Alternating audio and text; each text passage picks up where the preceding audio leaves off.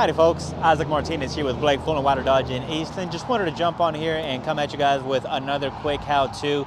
Today, directly behind me, we have a brand new Jeep Grand Cherokee. And one Grand Cherokees, you can actually adjust the back hatch. That way, if you have a low carport or if you park it inside a garage, you can actually adjust how much the hatch opens up. That way, it doesn't damage it. So follow me and I'll show you guys real quick. Alrighty guys, so it's super simple. What you want to do is first open up the door,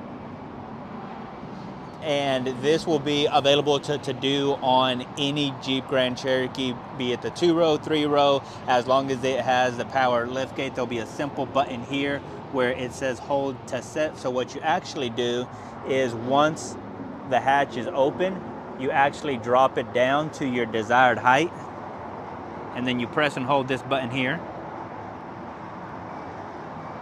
And there will be 2 small beeps, and that lets you know that it is set. So what you do is you press the button, it'll actually close it on up, and then once you reopen it up, it will actually stop at that height. And then to reset it, simply push it all the way back up, and then again press and hold, and there's the 2 small beeps. So now the next time that you open it back up, it will fully extend all the way up, and I'll show you guys that real quick, just so you guys can see the height difference between the 2.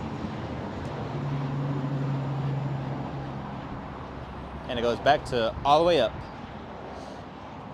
So there you have it folks, just a quick simple way to not only protect the car, but your house, garage, wherever you may keep this thing parked. If you guys have any other questions or concerns, feel free to give me a shout at 254-434-7212, or stop on by 9610 Interstate Highway 20 here in Eastland, and we'd be able to